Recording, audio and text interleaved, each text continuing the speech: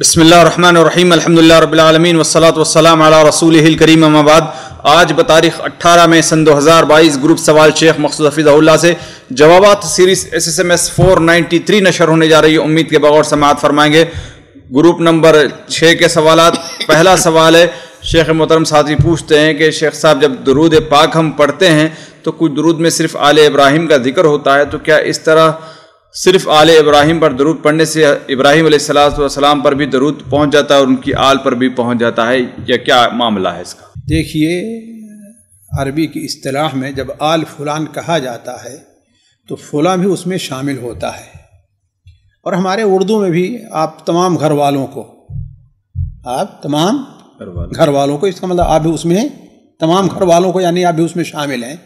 جیسے اللہ تعالیٰ فرماتا ہے اعملوا آل داود شکرا قلیل من عبادی الشکور، یعنی اے داؤد علیہ السلام صرف آپ ہی نہیں بلکہ آپ کے گھر والے تمام کے تمام مل کر کے، تو آل بولا گیا ہے آل داؤد، لیکن اس میں داؤد علیہ السلام بھی شامل ہیں۔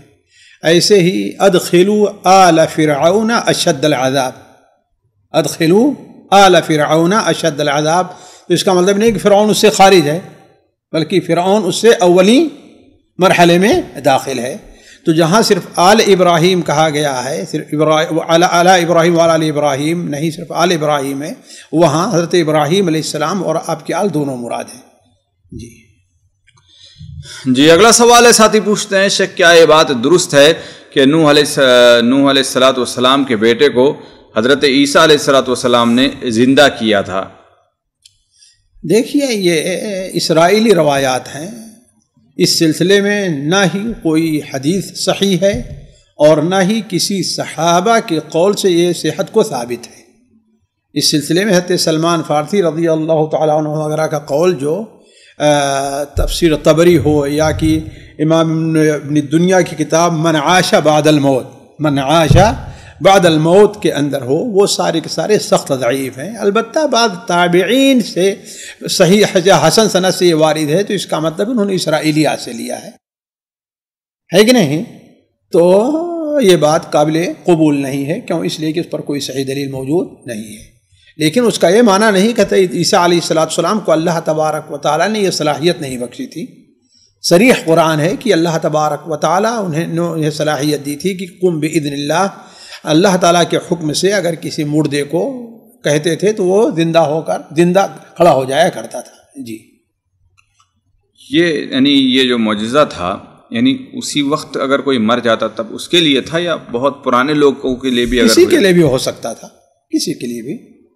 وہ احیی الموتیٰ، مردوں کو زندہ کرتا، اس کے اندر کوئی تخصیص نہیں ہے، چاہے کتنے سال پہلے، چاہے کتنے ہی سال۔ لیکن ایک ظاہر بات ہے، ایک شامل ہونا اس لفظ کے اندر اور بات ہے، لیکن کوئی حادثہ پیش آنا اور بات ہے۔ جی اسی طریقے سے ساتھی یہ بھی پوچھتے ہیں کہ اسرائیلیات کسے کہتے ہیں؟ یعنی اسرائیلیات یہ ہے کہ وہ بات قرآن اور حدیث نہیں، بلکہ اسرائیلیات جو محرف شدہ تورات اور انجیل وغیرہ ہے، یا اسرائیل کے جو علماء ہیں، کعب الاحبار وغیرہ، ان لوگوں نے جو چیزیں بیان کی ہیں وہ اسرائیلیات میں سے ہیں، اور ہمارے قرآن میں اور حدیث میں اس کی کوئی تصدیق وارد نہیں ہے، ہمارے قرآن اور حدیث میں اس کی کوئی تصدیق وارد نہیں ہے۔ جی اگلا سوال ہے، ساتھی پوچھتے ہیں شیخ محترم ہم سفر کی حالت میں ہیں اور ایک مقام پر کچھ عرصے کے لیے اگر وہاں پر کھڑے ہو جائیں، رک جائیں، تو کیا وہاں پر دونوں نماز ظہر اور عصر جمع کر سکتے ہیں یا نہیں؟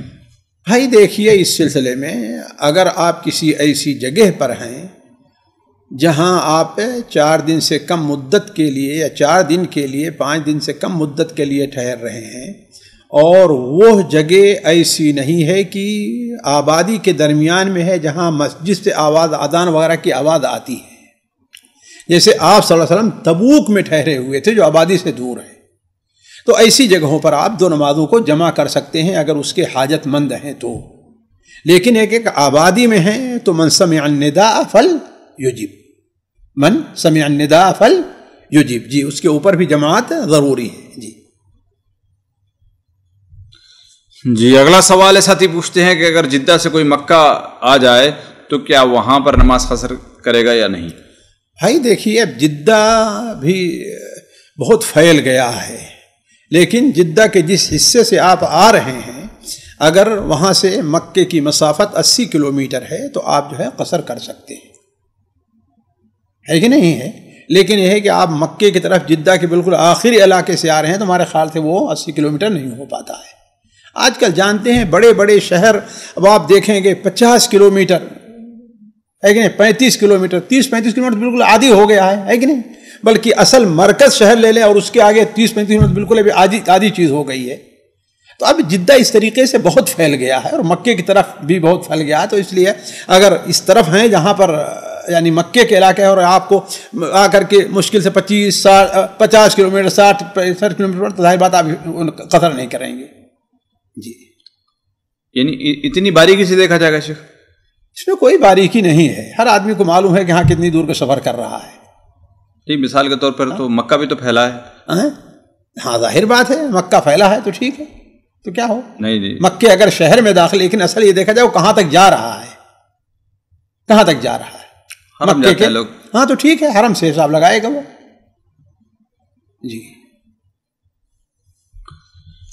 جی اگلا سوال ہے، ساتھی پوچھتے ہیں شیخ محترم، اگر کسی کی بیوی اگر نوکرانی رکھنے کا مطالبہ کرے تو کیا شوہر کو اس کا رکھنا ضروری ہے یا نہیں؟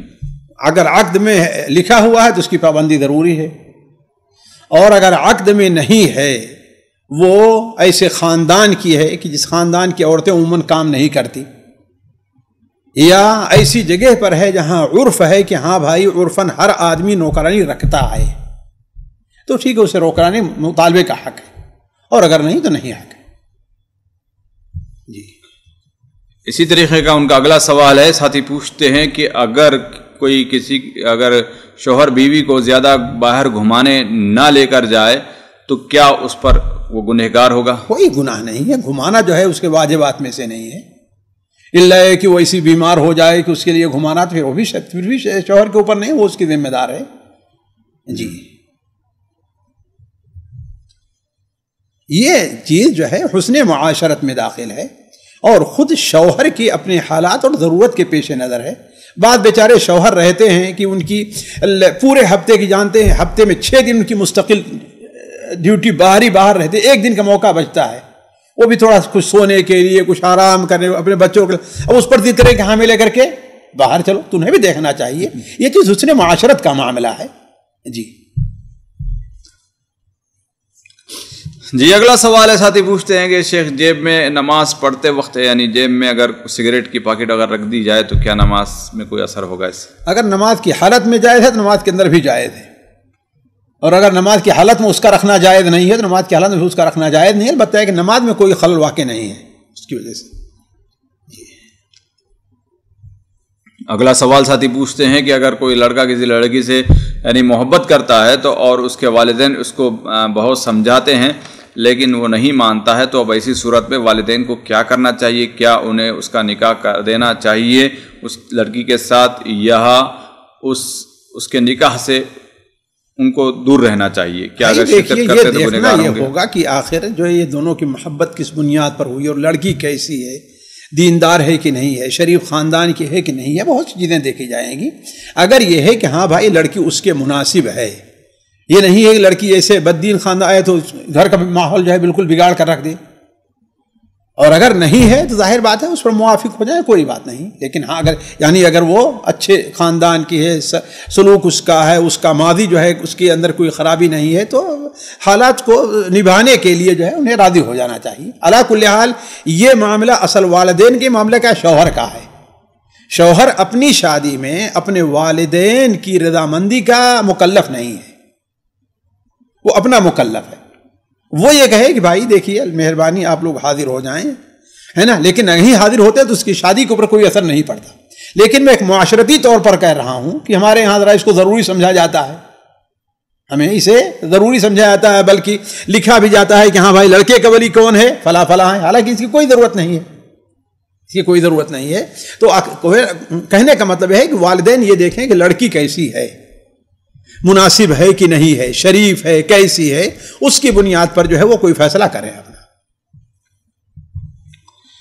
اگلا سوال ہے، ساتھی پوچھتے ہیں کہ اگر کوئی برتھ ڈے کیک دے اور کوئی کافر وغیرہ ان کے تہوار پر کوئی مٹھائی وغیرہ دیتا ہے، اور اسی طریقے سے کوئی بدعتی لوگ کچھ اپنے بدعتوں کے ٹائم پر کچھ مٹھائی وغیرہ دیتے ہیں، تو ان سب کا کیا حکم ہوگا؟ بھائی دیکھیے، اصل یہ ہے کہ خاص طور پر اس میں فرق کیا جائے گا کافر اور مسلم میں۔ کافر اگر آپ کو اپنے تہوار کے موقع پر کوئی مٹھائی دے رہا ہے اور وہ تہوار کسی شرکیہ رسوم سے متعلق نہیں ہے، تو اس کے لے لینے کا معنی یہ نہیں کہ آپ اس شرک کی یا اس کے عمل کی تائید کر رہے ہیں، ہے کہ نہیں؟ لکم دینکم ولی دین۔ لیکن اگر مسلمان ہے، بدعت ہے، تو گویا اگر آپ اسے قبول کر رہے ہیں تو کیا کر رہے ہیں؟ آپ اس کی ہمت افزائی اور تائید کر رہے ہیں، ہے کہ نہیں ہے؟ لہذا اس میں فرق کیا جائے اور ان کو سمجھایا جائے، روکا جائے، ہے نا۔ لیکن جہاں پر معاملہ قطع تعلق کا ہو جائے اور حالات زیادہ بگڑ جائیں، اور جو آپ کو کچھ امید ہے کہ سیدھے راستے پر آئیں گے اور بھی، ہے کہ نہیں؟ یا آپ مثال کے طور پر آپ ان کے ہاں نوکری کرتے ہیں، آپ کے اوپر کچھ مسئلہ ایسے آنے والے ہیں، تو آپ تو لیں، لیکن یہ نہ کہیں ہاں بھائی ہم اس لیے لے رہے ہیں کہ یہ جائز ہے۔ بس یہ ہے کہ ہمارا آپ کا دوستانہ تعلق ہے، دوست گفٹ دیتا ہے، ہم اس لیے لے رہے ہیں، ورنہ ہم اس کو جائز نہیں سمجھتے۔ جی، علا کل حال اولا نہ لیا جائے، لیکن اگر کوئی مجبوری ہے تو یہ واضح کر کے لیا جائے کہ ہم اس بنیاد پر لے رہے ہیں۔ جی، اگلا سوال ہے، ساتھی پوچھتے ہیں کہ اللہم، جو دعا ہے اللہم انی اعوذ بک من جہد البلاء و درک الشقاء، اس کے اندر یہ جو درک ہے اس کے راء پر کیا ہے؟ جزم پڑھیں گے یا دونوں لغت ہے، جیسا کہ شرح حدیث نے، ابن حجر وغیرہ نے لکھا ہے، لیکن زیادہ افضل کیا ہے؟ درک ہے۔ زیادہ افضل کیا ہے؟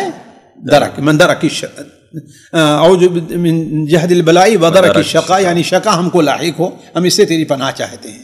جی، اگلا سوال ہے، ساتھی پوچھتے ہیں کہ شیخ محترم مہندی وغیرہ جو یہ کی جاتی ہے، ان کا کیا حکم ہے شریعت میں؟ یعنی کیا، کیسے مہندی، ہلدی وغیرہ شادی کے موقع پر؟ یہ خالص جو ہے وہ شوہر کے لیے، مرد کے لیے تو جائز ہی نہیں مہندی لگانا اپنے ہاتھوں میں، ان چیزوں میں، ہے کہ نہیں؟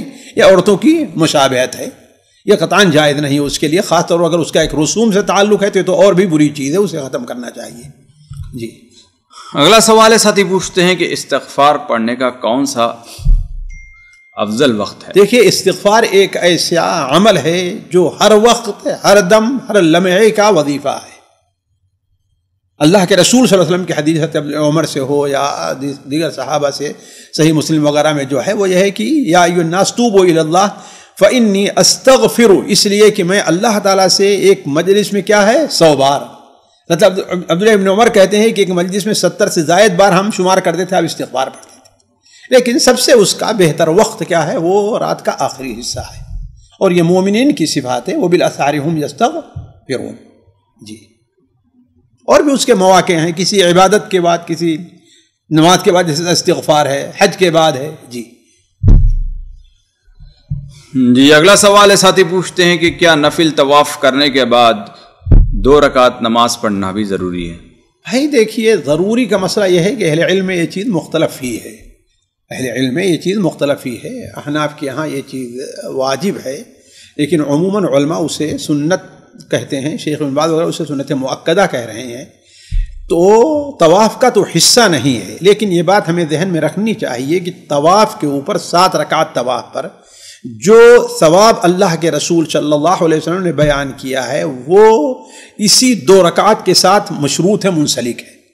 جیسے کہ سنن ترمذی وغیرہ میں ہے کہ من طاف بالبیت وصلی رکعتین کان کمن اعتق کذا رقبہ، ہے نا؟ جو شخص بیت اللہ کا طواف کرے اور 2 رکعت نماز پڑھے تو کانا مثلا قید رقبہ، ایک گردن آزاد کرنے کے مطابق اسے، تو اس کا مطلب کیا ہے؟ جو 7 چکر طواف پر اللہ تعالیٰ نے اجر رکھا ہے وہ کب پورا ہوگا؟ جب وہ 2 رکعت پڑھے گا تو۔ لیکن یہ ہے کہ وجوبی طور پر یہ نہیں، بلکہ استحبابی سنت کے طور پر ہے۔ جی جی، اگلا سوال ہے، ساتھی پوچھتے ہیں کہ شیخ محترم صبح کے اذکار تو سمجھ میں آتے ہیں کہ کب پڑھنا ہے، لیکن شام کے اذکار سمجھ میں نہیں آتا ہے کہ اس کا صحیح وقت کون سا ہے۔ شام کس کو کہتے ہیں؟ عصر کے وقت یا اس کے کچھ بعد سے لے کر کے شام کا وقت عرف میں شمار کیا جاتا ہے، جی، اور مغرب کے کچھ بعد تک رہتا ہے۔ ہے نا. یہی تو عصر کے پہلے یا مغرب سے پہلے اور مغرب کے کچھ بعد فوراً بعد کچھ بات یہ ہے کیا ہے اس کا بہتر وقت ہے. جی بعد علماء اب ظاہر بات ہے اس کی اجازت ظہر کے بعد سے دیتے ہیں، لیکن ظہر کے بعد کو عرفاً کوئی شام نہیں کہتا ہے کہ نہیں ہے. تو فجر کا طلوع ہونے کے بعد سے اصل وقت شروع ہوتا ہے اور سورج نکلنے یا اس کے کچھ بعد تک، اسی طریقے سے عصر کی نماز پڑھنے کے بعد سے شروع ہوتا ہے مغرب تک یا مغرب کے فوراً بعد. جی یہ ہے اصل وقت. جی اگلا سوال ہے، ساتھی پوچھتے ہیں شیخ محترم ہمارے ساتھی ہیں، ان کے پاس سونا ہے اور اس سے زیادہ ان کے اوپر قرض بھی ہے، تو کیا کیا جائے گا؟ بھائی سونا ان کا ہے کہ ان کی بیوی کا ہے؟ ہمارے ہاں مشکل یہ ہے کہ لوگ یہ فرق نہیں کرتے ہیں. بیوی کا سونا زیادہ کیا کہتے ہیں ہمارا سونا ہے. اگر آپ کے پاس سونا ہے تو ٹھیک ہے، آپ بیچ کر کے اس کا اپنا قرض ادا کیجیے تو پھر زکوٰۃ دیجیے. آپ چاہتے ہیں کہ زکوٰۃ بھی نہ دیں اور اس کو قرض بھی نہ ادا کریں، دونوں چیزیں اپنے اوپر رکھیں؟ نہیں، یا تو اسے بیچ کر کے زکوٰۃ دیا تو اس کی زکوٰۃ دیے، یا تو پھر اس کو بیچ کر کے اپنا قرض ادا کیجیے. جی اگلا سوال ہے، ساتھی پوچھتے ہیں کہ شیخ ایک سوال، برطانیہ سے میری والدہ حج کے لیے جانا چاہتی ہیں مگر وہ اپنے محرم کے کام میں مصروف کے باعث اس کے جا نہیں سکتی، لہذا وہ ایک جماعت یا گروہ کے ساتھ جانے کی خواہش مند ہے، تو کیا ان کا ایسا کرنا ان کے لیے جائز ہے یا نہیں؟ علی کل حال ان کے اوپر حج فرض نہیں ہے، لہذا علماء کے اختلاف سے بچنے کے لیے وہ حج نہ کریں، لیکن اگر وہ حج کرتی ہیں تو ان کا حج صحیح ہو جائے گا. اب علی اختلاف العلماء، بعض علماء کہتے ہیں ان کے اوپر اکیلے سفر کا گناہ ہوگا، اور بعض علماء کہتے ہیں جیسے شافعیہ کا قول ہے اور یہاں کے بعض مشائخ جیسے شیخ ابن جبرین وغیرہ کہ اگر کسی ایسی جماعت کے ساتھ جا رہی ہے جو قابل اعتماد ہے تو انشاءاللہ کوئی حرج نہیں ہے، لیکن افضل اور بہتر یہی ہے کہ وہ حج نہ کریں. جی جب اجازت ہے تو لوگوں کی ایک دلی خواہش ہوتی ہے تو بھائی اصل میں اسی لیے تو میں کہہ رہا ہوں نا کہ کر لیں. تو ہم جیسے لوگ ہم نے دیکھا ان کو جو ان کا حج نہیں، ان کا حج ہو جائے گا، حج ان کا ہو جائے گا. لیکن یہ ہے کہ ظاہر بات دیکھیے شیخ، اس سلسلے میں اللہ کے رسول کی حدیثیں بالکل صریح ہیں، اور جب آپ سے بیان فرمائے کہ کوئی عورت بغیر محرم کے سفر نہ کرے تو صحابی نے کیا کہا کہ میری بیوی حج پر جا رہی ہے یا عمرے پر جا رہی ہے اور مجھے ایک جنگ میں جہاد میں وہاں مجھے جانا ہے. آپ نے کیا فرمایا؟ جاؤ اپنی بیوی کے ساتھ حج کرو، ہے کہ نہیں؟ تو اس کا مطلب ہے کہ سفر میں محرم کی کیا ہے ہونا ضروری ہے، محرم کا ہونا ضروری ہے. اور بعض علماء نے کہا کہ محرم کا ہے تاکہ اس کی حفاظت رہے اور یعنی کوئی خطرہ نہ رہے. اب کسی معتبر گروپ کے ساتھ ہے جس میں خاص طور پر اگر عمر زیادہ ہو تو وہ اس کی اجازت دیتے ہیں، وہ بھی اجازت دیتے ہیں، افضل نہیں قرار دیتے اس کو. تو اس لیے میں کہہ رہا ہوں کہ علماء کا جو اختلاف ہے، لیکن سب لوگ اس کے اوپر متفق ہیں کہ اگر اس کے کا محرم نہیں ہے تو اس کے اوپر حج واجب نہیں ہے. جی لیکن اگر حج کر لیتے تو اس کا حج ہو جائے گا. جی اگلا سوال ہے، ساتھی پوچھتے ہیں کہ مسجد میں غیر مسلم مرد اور عورت کو کسی دینی اور ملی مصلحت کے تحت اگر جمع کرنا چاہے تو کیا حکم بنتا ہے؟ بھائی دیکھیے، اگر مسجد کے آداب وغیرہ کو لحاظ رکھیں تو کوئی حرجہ نہیں ہے. اللہ کے رسول صلی اللہ علیہ وسلم مسجد میں وفود کو ٹھہرایا کرتے تھے، اس میں مرد بھی اور عورتیں بھی ہوا کرتی تھیں. لیکن ذرا دیکھا جائے کہ آج کل جیسے بہت سی عورتیں بالکل نیم برہنہ رہا کرتی ہیں، ہے کہ نہیں، یہاں تک پہنے ہوئے اور ہے کہ نہیں ہے، یا آج کل جو ساڑی وغیرہ کا ہے یعنی آدھا پورا پیٹ کھلا رہتا ہے، تو ذرا اس کا اہتمام کیا جائے مسجد کے اندر ایسے لوگوں کے آنے سے. لیکن ایک جہاں تک نفس مسئلہ کا تعلق ہے کہ غیر مسلم مسجد میں کسی مسئلہ تحت آ سکتا ہے، اصل مسئلہ یہ ہے. جی جی جی تو اس میں بالخصوص عورتوں کے لیے پاکی اور ناپاکی کا کوئی مسئلہ نہیں ہے؟ اس میں نہیں، ظاہر بات ہے اس کے اوپر اگر پاکی جو ہے ظاہر نہیں، اس کے پیر میں جس میں نہیں لگی ہے ناپاکی تو کوئی حرج نہیں. بھائی اللہ کے رسول صلی اللہ علیہ وسلم جب کافر ٹھہرایا تو کافر کیا ہے؟ جو نبی ظاہر بات ناپاک کے حکم میں، آپ اسے غسل کا حکم تھوڑی دیتے تھے، ویسے آگے ٹھہر جایا کرتا تھا، تو وہ مکلف نہیں ہے ان چیزوں کا. جی تو ایسا کوئی ضروری نہیں کہ وہ حالت ایام میں ہے یا نہیں ہے؟ نہیں کوئی ضروری نہیں، یعنی وہ مکلف نہیں ہے. جی عورت، جی یعنی چند آداب کا خیال رکھتے ہوئے عورت بھی جی جا سکتی ہے، کوئی لیکن وہ پردہ نہ کرے تب بھی جائز ہے؟ ظاہر بات ہے، اب وہ پردے کا مکلف تو ہے نہیں، لیکن یہ ہے کہ اگر اس کے بے پردگی سے جو ہے وہ جوان طبقہ ہے اور اس کے خلفشار پیدا ہو، ظاہر بات روکا جائے گا۔ میں اصل مسئلے کی حیثیت بتا رہا ہوں، اور ہر جگہ ہر علاقے کے حالات عورتوں کی وجہ سے وہاں پر مختلف ہوگا، وہاں کے لوگ فیصلہ کریں گے، لیکن اصل مسئلہ جو ہے وہ کیا ہے؟ وہ جواز کا ہے۔ جی اگلا سوال ہے، ساتھی پوچھتے ہیں کہ شیخ محترم اگر کوئی ادارہ ایک ایسے موقع پر کوئی مقابلہ رکھتا ہے یا کچھ بھی پروگرام رکھتا ہے، اجلاس ہو جاتا ہے، اور اس کی وجہ سے دوسرے علاقے میں کے لوگ اگر کوئی نماز چھوڑ دیتے ہیں، تراویح چھوڑ دیتے ہیں، تو کیا ان پروگرام رکھنے والوں پر دوسرے نماز چھوڑنے والوں کا گناہ ہوگا یا نہیں ہوگا؟ دیکھیے، نماز اگر واجب ہے اور ان لوگوں نے لازم قرار دیا ہے ان کے حضور کو، ظاہر بات یہ گنہگار ہوں گے، لیکن ان لوگوں نے لازم نہیں قرار دیا، ایک پروگرام کیا، ہم دعوت دیتے ہیں، لیکن اس کا یہ معنی نہیں کہ اپنا واجب چھوڑ کر کے آئیں، تو اس سے کیوں گنہگار ہوں گے؟ یعنی ادارہ اس میں کوئی گنہگار نہیں ہوگا؟ ادارہ کوئی گناہ نہیں ہے اس میں، جی، اس لیے کہ ادارہ کیا انہیں مکلف کر رہا ہے کہ نہیں، اگرچہ تمہاری نماز چھوٹے لیکن تمہیں آنا حاضر ہونا ہے، یا ان کی حاضری اس طریقے سے لزامی ہے کہ وہ چھوڑ نہیں سکتے ہیں شرعی طور پر یا قانونی یا نظامی طور پر؟ اور اگر نہیں ہے تو ادارے پر کیا گناہ ہے؟ نماز چھوڑتے ہیں تو ان کو گناہ ہے، ٹھیک ہے وہ چھوڑ کے چلے جاؤ، کیا کریں اپنا؟ تراویح اگر چھوڑتے ہیں، تراویح تو ویسے بھی واجب نہیں، تراویح تو اکیلے میں پڑھ لے انسان جا کر کے، جی تراویح جو ہے اپنا اکیلے میں جا کر کے پڑھ لے گا۔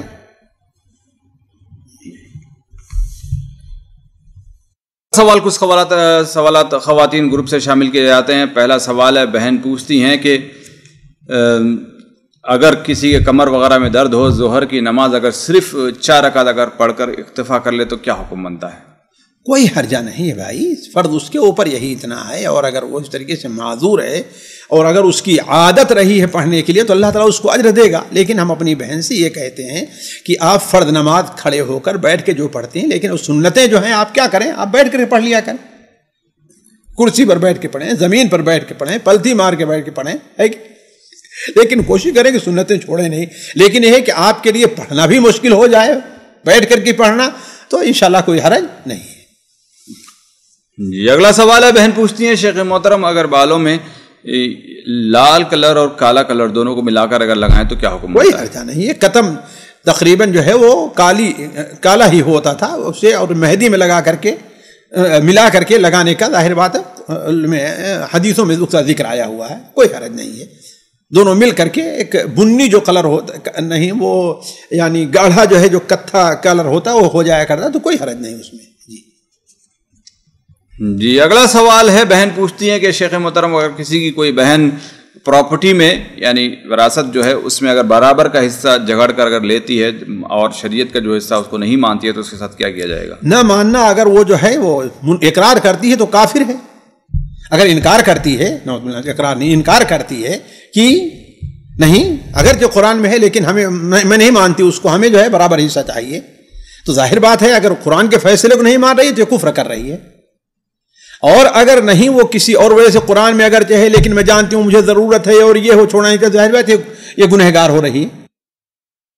جی للرجال، اللہ تعالیٰ نے فرمایا ہے کہ ہر ایک کا حصہ قرآن مجید نے اللہ تعالیٰ نے متعین کر دیا ہے۔ جی اگلا سوال ہے، بہن پوچھتی ہے کہ شیخ محترم اللہم انک عفو تحب العفو فاعف عنی، اس دعا میں عفو کریم کہنا کہاں تک درست ہے اور فاعف عنی کے بجائے فاعف عنا کہنا کیسا ہے؟ دیکھیے، فاعف عنی اور فاعف عنا میں کوئی فرق نہیں ہے، صرف صیغ واحد اور جمع کا ہے۔ اگر اکیلے کر رہا ہے فاعف عنی کرے، ہے نا، اور اگر سے امام ہے پڑھا رہا ہے فاعف عنا پڑھے گا، تو اس میں تو کوئی فرق نہیں ہے۔ البتہ ہے کریم کا اضافہ نہ کیا جائے، کریم کا اضافہ نہ کیا جائے اللہ کے رسول صلی اللہ علیہ وسلم سے، صرف اللہم انک عفو تحب العفو فاعف عنی ہی وارد ہے۔ لیکن اگر کوئی کریم کا اضافہ کر دے رہا ہے تو جو ہے انشاءاللہ کوئی گناہ نہیں ہے۔ خاص طور پر یہ نہ سمجھے کہ ہاں بھائی یہ سنت ہے، حدیث سے ثابت ہے۔ جی اگلا سوال ہے، بہن پوچھتی ہیں کہ اگر کوئی شخص فرض نماز کی نیت سے نماز کے لیے کھڑا ہو جائے اور قیام میں اسے یاد آ جائے کہ سنت نہیں پڑھی، تو کیا وہ نماز کو سنت کی نیت کے ساتھ پڑھے، فرض نماز بعد میں مکمل کر لے؟ نہیں، اس سے پہلے جانتے ہیں کسی کلپ میں یہ بات تفصیل سے گزر چکی ہے کہ معین نماز کو کسی دوسرے معین میں نہیں تبدیل کیا جا سکتا.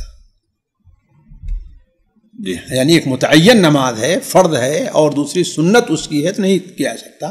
البتہ جو ہے متعین کو غیر معین میں کسی مصلحت تحت بدلا جا سکتا ہے. مثال کے طور پر آپ گئے اور سنت شروع کر دی ظہر کی، ادھر آپ نے دیکھا کہ وہ نہیں، آپ نے ظہر کی فرض شروع کر دی، آپ نے دیکھا کہ وہاں جماعت کھڑی ہو رہی ہے، ظہر کیا ہے کہ نہیں ہے، تو ظاہر بات جماعت سے پڑھنا زیادہ افضل ہے، تو آپ اس کو جلدی سے نفل کی نیت سے پوری کر لیں اور جا کر کے اس میں شریک ہو جائیں. جی اگلا سوال ہے، بہن پوچھتی ہیں شیخ محترم اگر کوئی عورت اس لیے خلا کا مطالبہ کر لیتی ہے کہ شوہر اس کو الگ گھر لے کر نہیں رکھ رہا ہے کیونکہ جوائنٹ فیملی میں رکھتا ہے، جس کی وجہ سے وہ اپنے جیٹ دیور سے پردہ نہیں کر پاتی ہے اور اس کے بنیادی حقوق ادا نہیں ہو پا رہے ہیں، اور جبکہ شوہر الگ گھر رکھنے کی استطاعت رکھتا ہے، اس کے باوجود بھی وہ نہیں لیتا ہے، تو اس کا خلا لینا کیسا ہے؟ علی کل حال وہ شوہر سے طلاق کا مطالبہ کرے، خلا کیوں لے گی؟ طلاق کا مطالبہ کرے کہ آپ اس لیے کہ اس کی وجہ سے اسے ایک ناجائز کام کرنا پڑ رہا ہے، بے پردگی وغیرہ دوسری چیزیں جو اختلاط وغیرہ ہوتا ہے، خاص طور پر گھر اگر چھوٹا ہو تو ہے کہ نہیں ہے، تو وہ طلاق کا مطالبہ کر سکتی ہے. خلا تو یہ ہے کہ خلا غلطی اس کی طرف سے ہے، کس کی؟ عورت کی طرف سے ہے کہ نہیں. خلا کس صورت میں ہے کہ یہ شوہر پورے حقوق دے رہا ہے لیکن یہ کسی وجہ سے راضی نہیں ہے، اگر کوئی معقول وجہ ہے تو ٹھیک ہے، لیکن جہاں غلطی شوہر کی طرف سے، خلا کیوں کرے؟ وہ طلاق کا مطالبہ کرے، کیا مجھے طلاق دے دو. جی اگلا سوال بہن پوچھتی ہیں کہ اگر امام کے سامنے سترا ہے تو اس کے پیچھے جو مقتدی نماز پڑھ رہے ہیں ان کے سامنے سے گزرنا کیسا ہے؟ کوئی حرجہ نہیں ہے. اس سلسلے میں ابن حزم رحمہ اللہ وغیرہ نے اجماع نقل کیا ہے، اور صحیح بخاری حضرت عبداللہ ابن عباس کی جو وہ حدیث ہے وہ کہ فتح مکہ کے موقع پر وہ ایک گدھے کے اوپر سوار تھے اور صف کے بعد حصے سے گزرے اور جا کے نماز میں شامل ہو گئے، آپ نے منع نہیں کیا ہے کہ نہیں. تو اس سے معلوم ہی ہوا کہ امام کا سترہ جو ہے وہ مقتدیوں کا سترہ ہے. جی اگلا سوال ہے، بہن پوچھتی ہیں شیخ محترم ہمیں جو ہے جماعت کے ساتھ نماز پڑھنے کا طریقہ بتائیے کہ کیا ایگزیکٹلی کیا پڑھنا چاہیے اور کیا نہیں پڑھنا چاہیے، کیونکہ بہت سارے لوگ حرمین وغیرہ میں پہنچتے ہیں تو پھر وہاں کنفیوز ہو جاتے ہیں. بھائی جماعت سے میں سوال صحیح سمجھ نہیں سکا کہ آخر کیا جو مردوں کی جماعت کا طریقہ ہے وہی عورت کا ہے، چند ایک چھوڑ کر کے ہے کہ نہیں. اصلاً یہ ہے کہ عورت کے لیے تنہا نماز پڑھنا یا اپنے گھر میں نماز پڑھنا زیادہ افضل ہے، لیکن اگر جماعت مل رہی ہے جیسے حرم میں گئی تو وہ جماعت میں شریک ہو جائے. جماعت میں جیسے عام ہے، یعنی وہ صرف امام کے پیچھے صرف سورہ فاتحہ پڑھے گی اور کچھ نہیں پڑھے گی، امام کی اقتدا کرے گی، عورتوں کی صف الگ ہونی چاہیے، یعنی جو چیزیں ہیں وہ عام حالات میں وہی حرمین وغیرہ میں بھی ہیں. لیکن اگر بہن کچھ اور مزید پوچھنا چاہتی ہیں جس کا ذکر تو واللہ ہو، یا اگر آپ نے کچھ سمجھا ہو تو بتائیں. نہیں یہی ہوتا ہوگا ان کو کہ سورہ فاتحہ پڑھیں گے اور دوسری صورتیں پڑھیں گے نہیں پڑھیں گے، پھر رکوع کی جو دعائیں، سجدے کی جو دعائیں ہیں، یہ تشہد نہیں، وہ دیکھیے جو چیزیں ظاہر نہیں ہے، جو اعمال نماز وہ ساری کرے گی جو جماعت میں شریک ہے. صرف جو قراءت ایسی چیز ہے جس میں وہ خاموش رہے گی سوائے سورہ فاتحہ کے، سوا سورہ فاتحہ کے باقی ساری نماز میں تشہد پورا پڑھے گی. البتہ یہ ہے کہ جو ظاہری اعمال ہے اس میں امام کے تابع رہے گی، رکوع امام سے پہلے نہیں کر سکتی ہے، یا امام کے بالکل ساتھ، یہ بھی جو ہے ایک ناپسندیدہ چیز ہے کہ نہیں ہے. یہ ساری چیزیں وہ امام کے وہ تابع ہی رہے گی. جی اگلا سوال بہن پوچھتی ہے شیخ محترم احرام کا کپڑا کتنے میٹر پہنا جا سکتا ہے، یا اگر کوئی باڈی اگر زیادہ بڑی ہو تو بڑا کپڑا بھی لیا جا سکتا ہے؟ ہاں بھائی، ہر انسان اپنے جسم کے مطابق جس طریقے سے عام کپڑا پہنتا ہے ویسے احرام کپڑا بھی لے. احرام کے کپڑے کیا ناپ اور لمبائی چوڑائی شریعت متعین نہیں ہے، وہ انسان کے جسم کے لحاظ سے. دبلا پتلا میری جیسا آدمی ہے ظاہر بات اس کا کپڑا کم ہوگا، اور آدمی ایک کنٹل 1.5 کنٹل کے ہوتے ہیں جو کچھ لوگ ہیں نا، تو ان کا کپڑا اور ہوگا. جو ناٹا ہے اس کا کپڑا اور ہوگا، جو لمبا ہے اس کا کپڑا اور ہوگا. تو ہر آدمی اپنے جسم کے لحاظ سے، اس کے لیے کوئی تحدید نہیں ہے، نہ فضول خرچی ہونی چاہیے نہ اسراف سے کام لینا چاہیے. جی جی اگلا سوال ہے، بہن پوچھتی ہیں شیخ محترم اگر کوئی شخص کسی کے سامنے بار بار جھوٹ بولے اور اس کی خاموشی کا غلط فائدہ اٹھائے اگرچہ کہ وہ اس کا بھائی یا باپ ہو تو کیا کرنا چاہیے؟ اسے متنبہ کرے بھائی، اسے متنبہ کرے جو ہے، اور یا کسی کو درمیان میں ڈالے کہ ہاں بھائی سمجھائیں اس کو، یہ کوئی اچھی بات نہیں ہے۔ پیسوں کے لیے اگر کوئی جھوٹ بولتا ہے کسی بھی چیز کے لیے، جی یعنی یہاں پر کیا ہے، یعنی قطع تعلق یا سمجھانا یا کیا؟ اور بھائی دیکھیے جب معاملہ قطع تعلق تک آ جائے کہ سمجھانے سے بھی نہیں مان رہے ہیں اور اس کی بدنامی ہو رہی ہے جس کے وجہ سے اس کا ضرر لاحق ہو رہا ہے تو ٹھیک ہے، اسے قطع تعلق بھی کر سکتے ہیں۔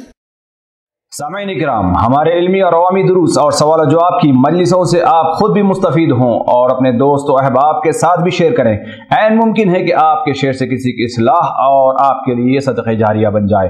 واٹس ایپ پر اسلامک میسج حاصل کرنے کے لیے نمبر نوٹ فرمائیں: یعقوب عزیز 00966 5089590707۔ واٹس ایپ سوال و جواب گروپ میں ایڈ ہونے کے لیے نمبر نوٹ فرمائیں: عبدالسلام عمری 00966 502627 نمبر بھیجتے ہوئے نام اور پتہ ضرور لکھیں۔ اسی طرح ہمارے یوٹیوب چینل اسلامی دعویٰ کو ضرور سبسکرائب کریں تاکہ ہماری ہر نئی اور اہم ویڈیو کی اطلاع آپ کو فوری حاصل ہو جائے۔ تمام دروس، مقالات اور سوال و جواب سیریز کے لیے ہماری مشہور ویب سائٹ www.islamidawah.com کا مشاہدہ کرتے رہیں۔ السلام علیکم ورحمۃ اللہ وبرکاتہ۔